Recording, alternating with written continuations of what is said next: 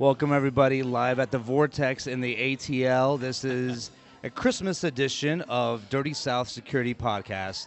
I am here live at the Vortex in Little Five Points, one of the infamous spots of the ATL, with the one and only Billy Hoffman. Billy, how you doing today? I'm doing awesome, Tony. So happy to be here with you. It's going to be a privilege to share the mic with you today. We have a great episode with you today, Christmas edition. I want to do a quick shout out to Kofi, who's not able to join us, my partner in crime on the Dirty South Security Podcast. He is in Ghana today. Unfortunately, his internet was not as resilient as was needed in order to live stream. But, Kofi, we're thinking about you, man. We got the beer flowing today. I'm here with Billy Hoffman. We're going to have an interesting conversation today. We're going to do you right and represent the Dirty South Security Podcast as we always do. All right, here we go. All right, Billy, this is great to have you here for this episode of the Dirty South Security Podcast. I don't know if you know the format, but we dive in, we get dirty, no punches are pulled, and we definitely want a lot of your expertise. You're a bit of veteran in the industry. Tell us what you're up to these days. Most recently, I was at Splunk after they acquired a startup that I was a part of. And as I was looking through sort of the space and deciding what did I want to do again, I needed to get back and doing a startup. Big companies don't agree with me.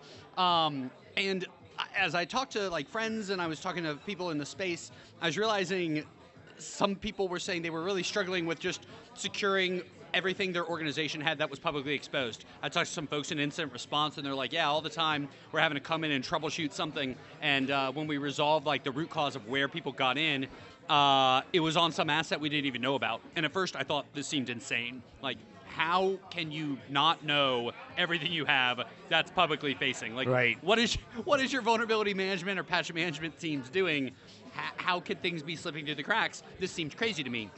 But, you know, we've seen a lot of changes in the last 10, 15 years, right? We've moved from centralized IT orgs to decentralized IT orgs. When you had to go to like a centralized IT team and be like, yeah, I need to provision, new systems, they'd spin up a VM for you or something. But now it's all utility computing. You just use a corporate AMX and you go spin something up in a cloud provider. You're not going through sort of that centralized choke point. Right. And so that dawned on me. It's like, wow, no, it's actually... It's so easy to get compute, and it's often IT and security are finding out about it after the fact, right? This is why we have shadow IT as a thing. And then you kind of get into the whole cloud ops, right? People are really great at spinning up infrastructure and pretty bad about spinning them down. I once worked with somebody who would keep loosening the ACLs on an AIM role, and he came to me, he's like, look, I don't know why we had to do this to make like DQing from SQS work, but once I did this, it worked, and I'm not going to mess with it. And I'm like, okay, well, the application guy in me is like, oh, thank God this is working. The security guy in me is like, that's terrifying. Right. That we just loosened permissions until it worked, and then we're going to roll with that. So it dawned on me that, for large organizations, they just have so much IT that's moving so quickly, they're acquiring things, they don't know what they should protect. And I thought that was kind of a really, conceptually simple, but surprisingly complex area, and I wanted to go solve it. Absolutely. Well, this is a great segue to our topic for today. Vuln Mgt Meltdowns, revisiting Autopatching, and future-proofing resiliency. Yeah. So how about you take a swig of that beer, and let's go ahead and dive in. All right. This episode, we're going to talk about on Vuln Mgt Meltdowns. We're going to evolve from there and go to revisiting Autopatching. All right. And then we're going to go into future-proofing resiliency. So first topic, really quick. Let's dive into Vuln Mgt Sucks. Underlying points is, just to kind of set the table. Vuln management over the past 15, 20 years has been find vulnerability with tool that tells you what's high, medium, low, critical, and then without any sort of business context whatsoever, with zero context of countermeasures, and with a roughly 70% oftentimes false positive rate.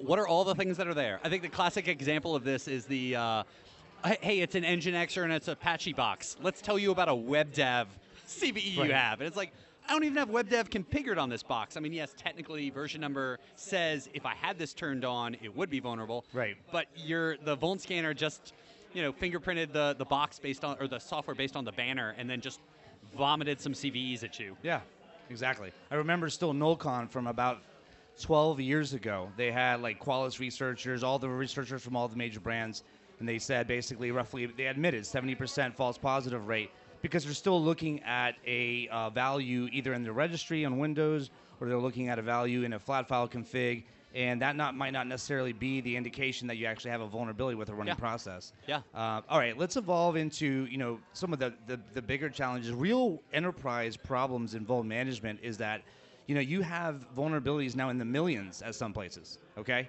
and so how do you even like celebrate going from like 5 million volts down to 2.5 million? Like, what are we celebrating here, right? Yes. They actually used to talk about in the nuclear disarmament talks. They'd be like, great, instead of 60,000 bullets pointed at your chest, I've only got 10,000 bullets pointed at your chest. Yeah. Do you feel safer? Right. Right? It's like, great, you went from 5 million to 2.5. Do you feel more secure? Yeah. I don't know. Yeah, no, it's so the problem that we still have, now we're in 2025, a quarter of a century has basically come, and we're still in the same boat. It's amazing to even think. We're on the heels, so CVEs 4.0 just got released. It has some attributes into that scoring system where you have, a deeper attributes on attack likelihood, attack attributes, and things like that. You have EPSS for the exploit probability scoring system and the known exploit vulnerability database to basically correlate, because there's roughly about 10 to 15% of the known CVEs have associated exploit code. Yeah. And that's it. Yeah. So is it worthwhile to basically be concerned about the rest of the 80, 85, whatever? Yeah. That's the question. What do you think? I think if you're just looking at CVE scores and or CVEs that come out and you're trying to stay on top of them, you have to have some sort of other filter on that. Like, we're on track. I think we're going to surpass 40,000 new CVEs just this year alone. Yeah. And let's assume 1/10 of those are all that apply to your organization. Fine, great. You're dealing with 4,000 vulnerabilities. You're dealing with over 10 new vulnerabilities every day. Right? No. And then you're trying to assess across that really diverse IT environment. Do we even have the technology? Where is it? Is it configured in such a way that's actually exploitable? And to your point, a lot of these don't have public exploit code. Like, it is a losing battle to try to keep up with it that way. Right. So I try to instead think of it as like, there has to be other context in play. Is this actually exploitable? Is this remotely exploitable? Do we have something that maybe a threat actor could be using, right? Threat actors, a lot of threat actors, yes, you have nation states that are finding new 0 days and researching it, but a lot of other threat actors, Russian ransomware gangs, they're lazy, right? We'll talk about one later that's using a 10-year-old cross-site scripting CVE, but they're not out there doing their own exploit development. They're wanting to take the off-the-shelf ones that are out there. So I feel like just straight up looking at which ones actually have exploit code, you're dealing with a couple orders of magnitude less. And then you can start trying to apply them of like, which ones of these should we be thinking about? Cool, let's overlay a business context on top of that. It's not about the CVE. You could have two different assets, same CVE, but it's understanding, hey, this asset, what's it connected to? Is this just some, M3 small in AWS that's isolated by itself, or is this like an I don't even know, XXL that's, connected to these giant RDS databases with a terabyte of PHI, right? There has to be a broader context to help you understand what you should focus on. Absolutely. Well, after all this time, we don't have that context. So, I mean, going back to the first point so we can put that to rest and move on. Yeah. Do you think that we are any closer to not saying that vulnerability management sucks? What's the next evolution beyond Vuln management? I wish I had a good answer for this. I feel like it's like brushing and flossing your teeth, right? It's not going to get better, but you should still do it. We need to we should try to find more efficient ways of spending that time. But I don't see anything on the horizon that's going to make Vuln management and then corresponding patch management on top of that suck any less. I don't know. What do you think? Well, I think that's a good one to put a bookmark for closing thoughts, because I have a couple ideas. Let's go to end of life. You alluded to some of the end of life software that still exists. I mean, here we are again in 2025. And of course, there's a lot of industries that admittedly, healthcare, industrial, control systems, energy, where they can't exactly do a technology refresh every year, right? So, I mean, realistically, but it still poses a problem, right? End-of-life software is still out there at the OS level, in embedded components. How do you, you talked about some of these examples. Restate for us the overall inherent problem or impact, and then where do we go from addressing, end-of-life software? Yeah, I'm so glad we're talking about this. So let's go back to the avalanche of CVEs that's happening right now. So the way most organizations kind of try to keep up with this from the security side is say, hey, look, we can't keep track of everything. Let's cut this off. Let's set probably internal KPIs around criticals and highs. We're going to patch criticals within, say, depends on the org, but it might be, 14 days, 30 days, highs, let's say 60 days. Let's track whether we're doing that. Some organizations hit it, some of them don't. But what's fine, they just sort of, it's like triage. They're like, we can't worry about the bottom part of the iceberg. Let's just focus on the criticals and highs. But then the challenge is that you have software that maybe has medium severity issues that is in critical infrastructure. Right. We saw this with, I believe it was a Cisco ASA. Yeah. Right. The cross-site scripting vulnerability. This is a 10-year-old cross-site scripting vulnerability. Yep. Literally, if you go to look it up in the National Vulnerability Database, all of the references that it points to, it's like security focused. CVE 2014, 2020, 2120, yeah. And it's like, oh man, RIP security focus. I used to love listening to that. I had to use the Wayback Machine to go find the exploit code for this.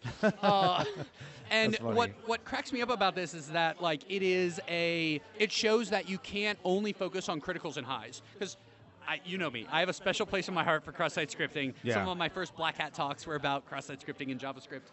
But cross-site scripting vulnerability in a CMS, okay, bad, but not life-shattering. Right. A cross-site scripting vulnerability in a web VPN, where now I'm hijacking your session on a VPN and I'm moving laterally, way more important. So this concept of let's just look at the CVSS score. Oh, it's a medium. We don't need to worry about it. No. It's a medium, but in what type of application? Right. Are you using that? And I think the reason this persisted so long is that this is like critical infrastructure. We don't want to take our VPNs down to update them, and they're still working. And oh, by the way, this was a medium. And so people just put it off. And so here we are 10 years later running literally end-of-lifed years ago, but people are still running it because, hey, it's the VPN, don't screw with IT if it's working, right? If we try to do this and we mess it up, we know that'll be a bad thing. We know there'll be downtime. People won't be able to access the infrastructure remotely. There is a known downside if we screw that up. What's the downside if we don't update this? Right. Well, nobody's exploited it in the last 8 years. Maybe we can let it go another 2 years. And so they always, I feel like IT downtime costs are really, really well understood, but security costs often aren't understood. They're more nebulous. And so organizations, they try to be rational and logical, and they say, look, I would rather take a chance on an unknown cost than this known bad cost of downtime. Right. You had a quote there that I'll recycle that basically says, you look at the CVSS score, in the absence of context, you just kind of shrug your shoulders and let the tool dictate what you need to do or how you need to prioritize a vulnerability. I affectionately call CVSS the complacent vulnerability scoring system. I haven't heard that. That's because good. You don't have the context, and you don't, as a security operator, oftentimes. You've been to so many different operations groups and individuals. They're relying on what the output of the tool is to basically for them to go tell their internal customers that their baby's ugly and that they need to patch or remediate something. So, again, context makes a big deal in terms of going back to the web server, that the CMS with the vulnerability with the cross-site scripting. Context of use, context of impact to the business. If CVSS isn't the way, then how do you see us pivoting? So let's go back to EPSS for a second, where it's doing regression analysis on historic, vulnerabilities to look at what's probable based upon certain characteristics of that vulnerability. Now, there isn't mass adoption yet with EPSS. And, also known exploit vulnerability database, KEVs. Yeah. How do we, if you're basically back at Black Hat, Billy, and you're addressing a room full of executives in security operations and CISOs, what are you telling them? How are you telling them to change their playbooks from, the status quo way of doing things, right? Yeah. Set scanning schedule up, get results, review them, and then just assign in Jira, for a ticket remediation. that'll never be looked at again. Exactly. And then you get to 30 million or 5 million vulnerabilities, and then you have the dashboards, and then someone gets fired. Yeah, 100%. And then a new CISO gets hired, and in 3 years they'll take another bullet because this system's not working, and you start it again. Of course, they'll replace the existing vulnerability scanner with another vulnerability scanner because that was the whole problem, right? Yes, of course. It was. Yeah, exactly.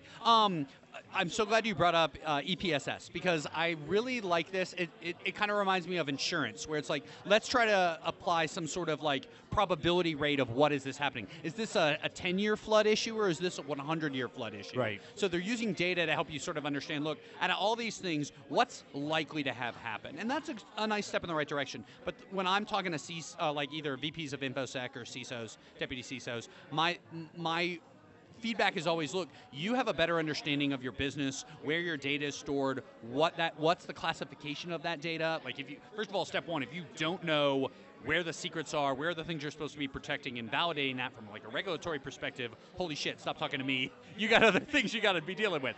So I try to say, hey, look, you need to bring a lens of a business context here. Let's have a more prioritized approach to say, okay, cool, let's triage these vulnerabilities that are coming out. Let's now apply a filter on top of what's the likelihood of them getting exploited. But then let's have an understanding of, okay, what piece of the business is this in? What's the business context of this application? Is it an internal portal? Is it customer facing? What type of data is it controlling? And oh my gosh, if you're going to file a ticket in Jira, I think ultimately you should treat security defects the same way you treat sort of regular engineering tasks, but give them like a special type. Right. Because everyone knows like tickets is where like they just atrophy in Jira, but like if you should have, as a security professional, you should have a dashboard that's saying, show me how long has this thing been sitting in Jira and not being acted upon. Right. Have a dashboard, put KPIs around that, get alignment between the engineering orgs, the products orgs, and the security orgs. And I feel like it's got to be it's about positioning and understanding. You talked about sort of that adversarial, oh God, someone's going to come and tell my baby it's ugly. It's, hey, I'm not trying to say that your baby is ugly. I'm trying to protect your baby because I think your baby's awesome. And think about how bad your baby's going to look when, the Wall Street Journal is publishing an article about it, right? So like, what can we do from a general like risk perspective to make sure that your baby is as awesome as it can be? I love the positive spin on the Dirty South Security podcast. We keep it dirty. That's right. So as the one holding the red mic and them on the more offensive mic, I'm on blue team. I gotta, I really admire your trust in the CISO's current status quo CISO's knowledge of their business. I personally feel that it's the 1% that might actually have a genuine knowledge and an actual interest, because honestly, it's a hard job. It's a hard job. It is. And I don't want to be overly optimistic, but I do want to say, like, look, go back to first principles. Ignore vendors, ignore anything I have to say. If you're just coming in and your job is to secure an organization, how do you do that? All right, step one. What do we have that's valuable? What is it that we need to protect? Right? This is why you don't put, why everyone's front door isn't a bank vault door, right? Because it doesn't need to be. The stuff that's inside of your house is probably not the same stuff that's in Fort Knox. Right. So the level of spend and the amount of effort you put in to protect something is directly proportional to its value, right? And so a new CISO coming in, your number one job is to understand, what do we have? What's important? Not just from a data perspective, but from like a business value perspective. If you have a system that is a credit card processing system, or a billing system, or a vendor, portal processing system, like, if that's the core part of your business, it can't go down. In the same way that IT is going to spend resources from an observability perspective, a monitoring perspective, a redundancy, a failover, doing like blue-green deploys and being able to roll back quickly, they'll invest heavily in having the ability to, respond and have really high levels of uptime and resiliency. That almost can be used as a proxy to say, interesting, you're spending pretty heavily for these systems. Why? Why are those systems so important to the business? Right. Wow, that sounds like something from a security and a risk perspective we should be spending commiserately to lock them down. Right. And you just have to start from that perspective and sort of try to understand what is this business doing. Yeah, no, I 100% agree. I think that, the industry of security professionals, however, they're not well equipped to understand, to have that business acumen.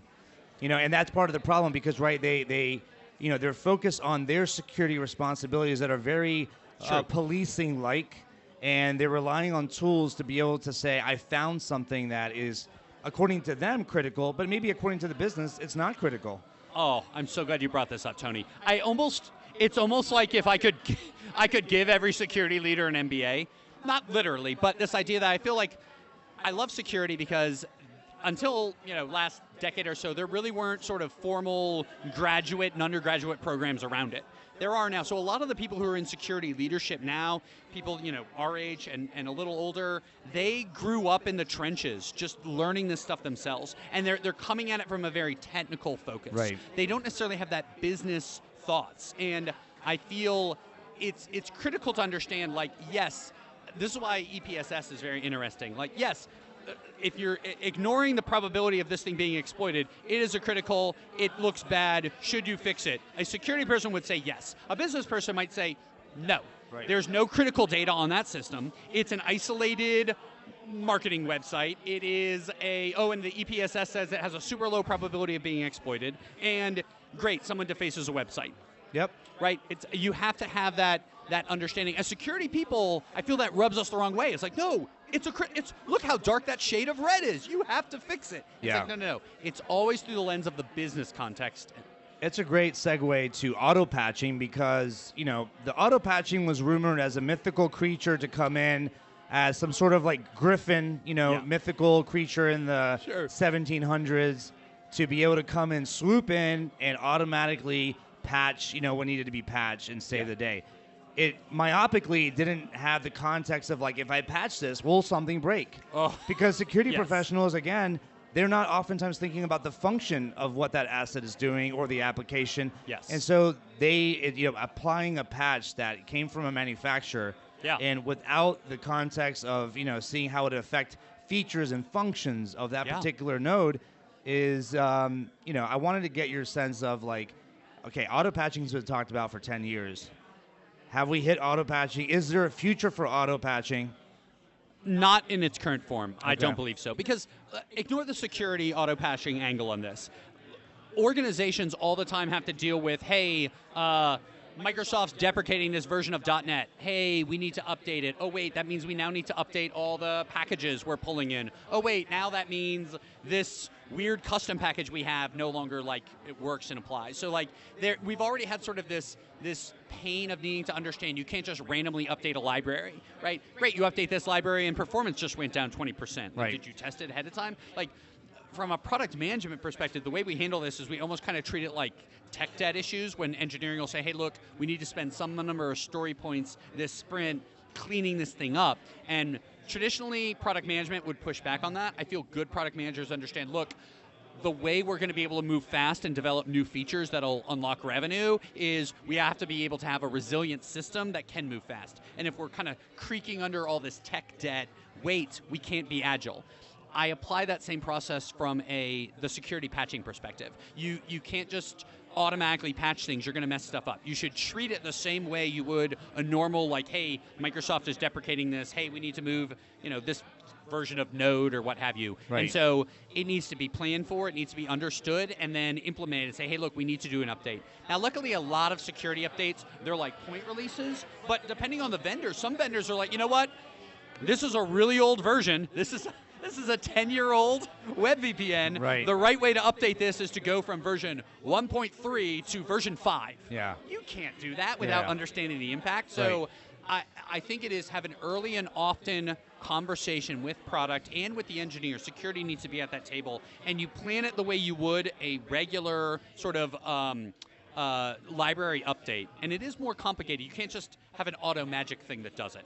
Well, listen, so far this podcast episode has been pretty depressing, I got to say. Oh, no, we don't be depressing. But so I'm looking forward to our closing comments, how we're going to save the planet and make Vuln Management not be a meltdown. But let's go into the final chapter here. Of course, we would be remiss in 2025 or starting 2025 in just a few weeks if we didn't talk about AI and its implications for being the superhero in resolving vuln management. Yeah. Now, of course, there's a lot of companies. You as an entrepreneur and being a part of so many different startups in your day, there's so much false marketing and snake oil that's being done right now with mishyping AI. Now, in the area, specifically in the area of vuln management, where it's offering the contextualization of risk auto-magically, I'll say, and then also, being able to do auto-patching with the appropriate level of context of what to patch, how to patch it, etc. I think you would agree that it's a level of irresponsibility in messaging that. But Agreed. Where do you think, on a positive note, in all seriousness, there is a place for artificial intelligence with respect to vuln management? I view it on the threat hunting and incident response side, honestly. Okay. I feel like in vulnerability management, the pain of a false positive or a false negative is too great. Okay. You don't want it to say, oh, you can totally do this thing, and it's hallucinating, and you can't, you screw something up. Or it thinks, hey, this is actually, this actually isn't an important issue, and it is. Where I think AI, from a defensive perspective, is most applicable is, hey, I'm doing incident response, I'm having to dig through a pile of logs. Maybe I'm using forensics tools, maybe I'm using homegrown sort of like pipelines driven off, grep and different things like that to slice and dice and try to figure out what happened. AI is super good at saying, like, show me the anomalies in this. Show me which one of these things is not like the other. It does a really great job, and you're probably going to be backstopping it anyway and doing some of your own analysis. But if you can use, especially in incident response and in threat hunting, if you can process this information faster and react more quickly. From an incident response, you could potentially close and clean up the issue before they're moving around inside your organization even more. Or from a threat hunting perspective, you can start to identify, wait a minute, here's actually an area where there's a big risk for us and we know people are actively trying to probe around this stuff. Let's lock this down. Time is of the essence in those two endeavors, and I feel like AI, especially sort of the summarization and the interpretation part, does a really good job of picking out those needles in the haystack when time is critical. Well, I mean, we both know that, the AI is the front, is the mascara to the real, crux of the technology, which is really the data set, right? Yes, yeah. So the data set is the heart of the algorithm applied in the artificial intelligence. So going back to vuln management, what happens if you have a data set that goes back years for an environment that kind of sees a pattern of, vulnerabilities, maybe on front-end web servers or on middleware, systems, and then, also seeing, what patches have actually worked so that you can establish a formula for maybe selective auto-patching, right? Have you seen that be successful, though? I haven't seen it be successful. But theoretically, right? The Griffin. The Griffin. I'm establishing a new Griffin. But I mean, I think from a data science standpoint, right? If I've been patching systems for 20 years, and that with patches, it's a one-to-many relationship. You apply a patch, it addresses, hopefully 10, 20 scores of different, vulnerabilities that you found, right? So if you have 20 years of doing vuln management and remediation, and you see that certain integrity of certain patches applied doesn't introduce any sort of reversions or backout plans, then I would say that from the data, right? So I mean, a little bit less Griffin and myth, dragon folklore, and a little bit more substance in the science. I think there is a case for using that data set. Now the problem is are companies looking at their data sets, right? They don't have a data scientist to be able to, understand, to establish some level of trends operationally that they can, leverage an AI decisioning, right, function to say, hey, let me do this on a consistent level.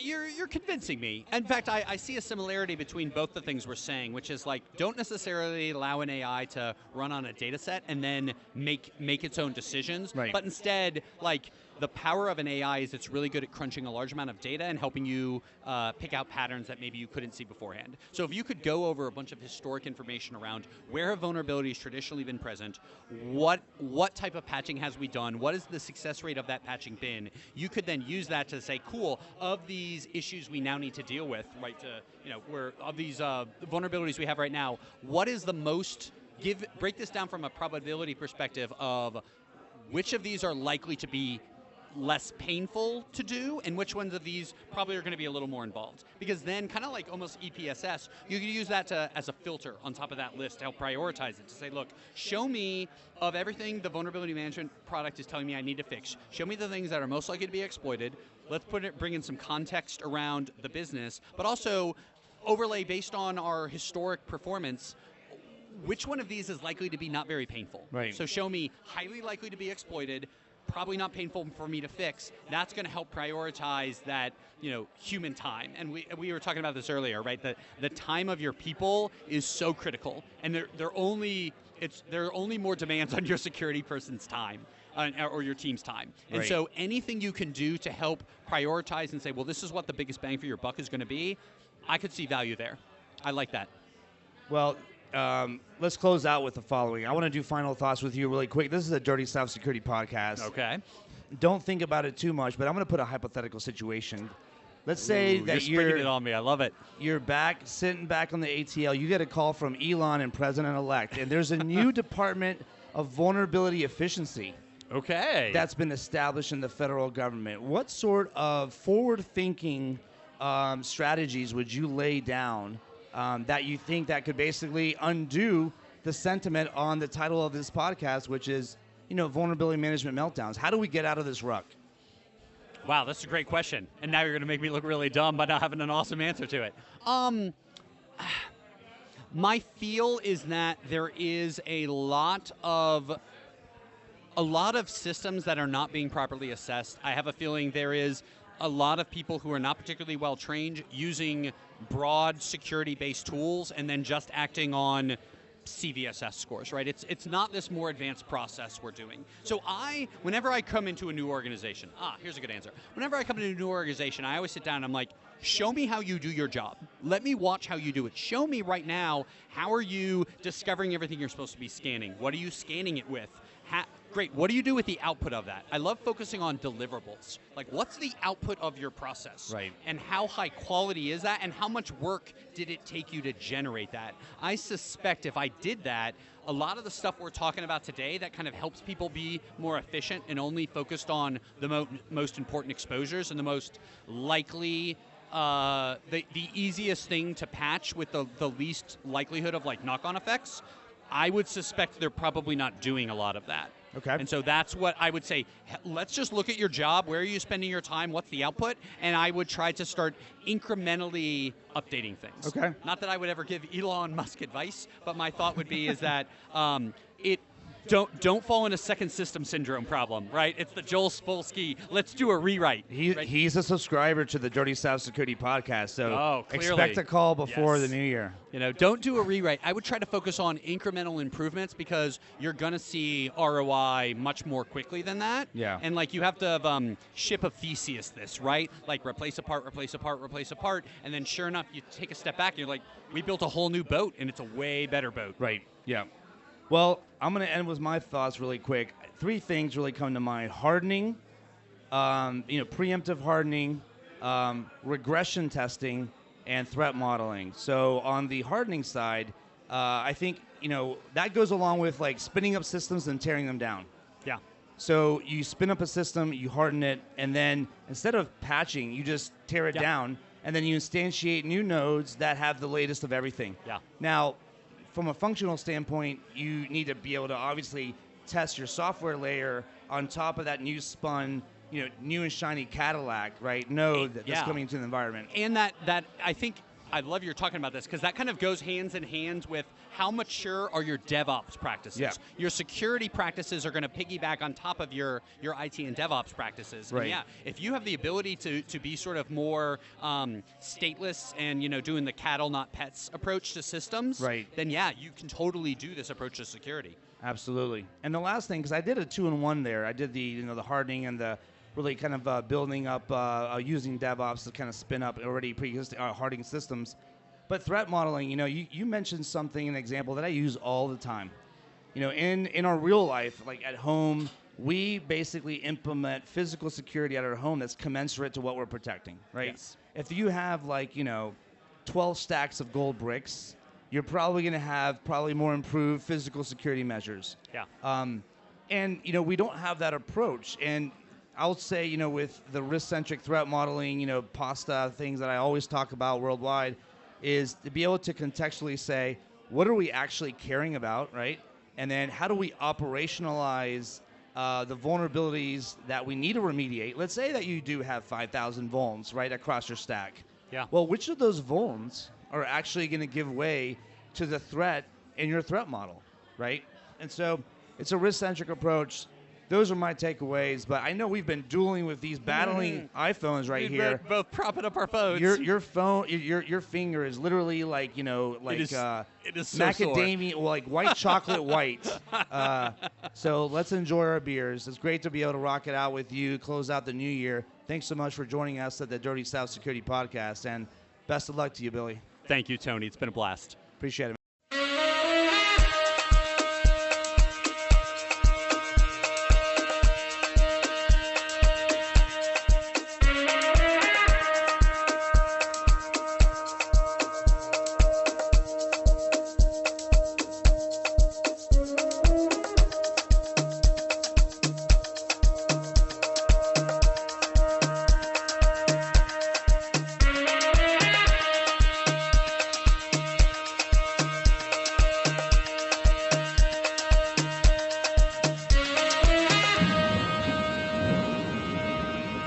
Rest in peace to all the kids that lost their lives in the Parkland shooting.